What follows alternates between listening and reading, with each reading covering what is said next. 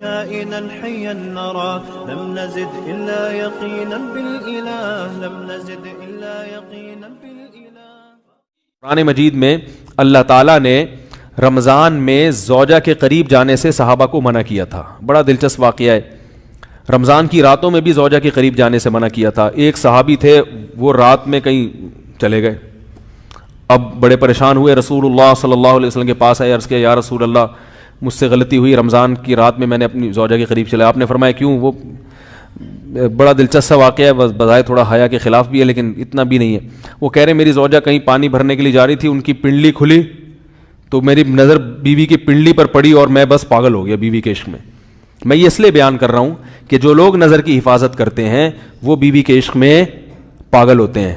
جو دن رات انٹرنیٹ پر پنڈلیاں دیکھتے رہتے ہیں انہیں بیوی کی پنڈلی بھی کیا شکل بھی اچھی نہیں لگتی ان کو. بد نظری کا یہ عذاب ہے, وبال ہے کہ جو اللہ نے گھر میں آپ کے لیے بٹھائی ہے وہ آپ کو اچھی نہیں لگے گی. تو نظر کی حفاظت کیا کرو, اس سے آپ کو اپنی بیوی سے عشق ہوگا, محبت ہوگی. بات آ رہی ہے سمجھ میں؟ تو اب دیکھو کیسا روزے کی حالت ہے. رمضان میں پابندی ہے, اسلام میں حکم تھا جو رمضان میں بیوی سے امبستری کرے گا 60 روزے لگاتار رکھنے پڑیں گے. کتنا بڑا جرم, لیکن صحابی سے برداشت نہیں ہوا. صرف زوجہ کے پاؤں پہ نظر پڑی ہے تو وہ کیسے بیوی سے محبت کرتے ہوں گے, اور وہ بیوی کے بغیر رہ سکتے ہوں گے. اور آج لوگوں کے فون آتے ہیں, ہماری بیگم جس میکے جاتی ہے اتنی خوشی ہے, ایسا اچھا سا فیل ہوتا ہے, ایسا عجیب سا محسوس ہو رہا ہوتا ہے جیسے آزاد ہو گئے. تو میں کہتا ہوں ظاہر ہے اب تمہیں موقع مل گیا کنڈی لگانے کا, ٹھیک ہے نا, اور یہ آنکھ مٹکے کرنے کا, تو خوش تو ہوگے. تو یہ بھی ایک عذاب ہے جو لبرل لوگ نے جس عذاب میں ڈالا ہوا ہے نا, اس میں عورت کے حقوق نہیں ہے. عورت کے حقوق نظر کی حفاظت میں اور عورت کے پردہ کرنے میں ہے. جب مرد باہر نکلے گا سب پردے میں ہوں گی تو آئے گا کس کے پاس؟ بیگم کے پاس ہی آئے گا. تو اتنے منہ کالا کرنے کے راستے کھول دیے ہیں تو ظاہر ہے پھر کامیاب ازدواجی زندگی نہیں ہوتی. تو وہ نبی کے پاس گئے, یا رسول اللہ ایسے ہوا, مجھ سے غلطی ہو گئی. تو آپ نے فرمایا کیوں؟ فرمایا ایسا ہو گیا تھا. تو آپ صلی اللہ علیہ وسلم نے فرمایا 60 روزے رکھو لگاتار. انہوں نے فرمایا ایک کی طاقت نہیں ہے, اس میں یہ ہو گیا 60 بھائی کیسے رکھوں گا, نہیں ہے طاقت 60.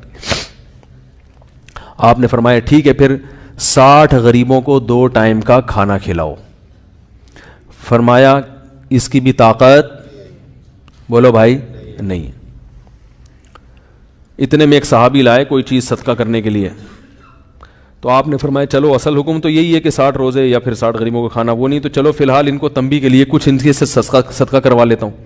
فرمایا چلو یہ فلاں خیرات کی ایک چیز لے کر آئے ہیں, تم یہ لے کے غریبوں میں بانٹ دو. انہوں نے فرمایا مجھ سے زیادہ غریب پورے مدینہ میں بھائی کوئی بھی نہیں. آپ صلی اللہ علیہ وسلم مسکرانے لگے, فرمایا جاؤ کھاؤ اور بچوں کو کھلاؤ. واہ بھائی غلطی بھی ہوئی اور گھر میں راشن بھی آ گیا. تو اس کے بعد قرآن کی آیت نازل ہوئی کہ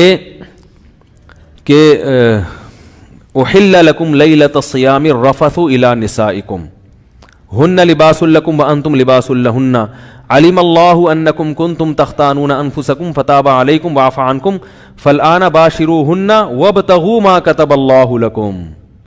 فرمایا اللہ کو پتہ ہے کہ تم اس حکم پر عمل نہیں کر سکتے, لہٰذا رمضان کی راتوں میں تمہیں اپنی بیوی کے پاس جانے کی اجازت ہے, لہذا ان کے پاس جایا کرو اور اس اولاد کو تلاش کرو جو اللہ نے تمہارے مقدر میں لکھ دی ہے.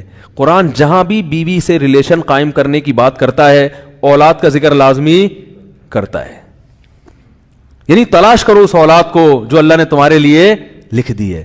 ما کتب اللہ لکم, ما کتب اللہ علیکم نہیں ہے. علا کا مطلب تمہارے خلاف, لکم کا مطلب تمہارے فائدے کے لیے. لام عربی میں نفع کے لیے آتا ہے, علا عربی میں ضرر اور نقصان کے لیے آتا ہے. فرمایا یہ نہیں کہ اس اولاد کو تلاش کرو جو بطور پینلٹی کے اللہ نے تمہارے متھے لگا دی ہے, جو اللہ نے تمہارے فائدے کے لیے لکھ دی ہے. اس سے پتہ چلتا ہے اسلام اولاد کی کثرت پہ کس قدر حریص ہے. بات آ رہی ہے؟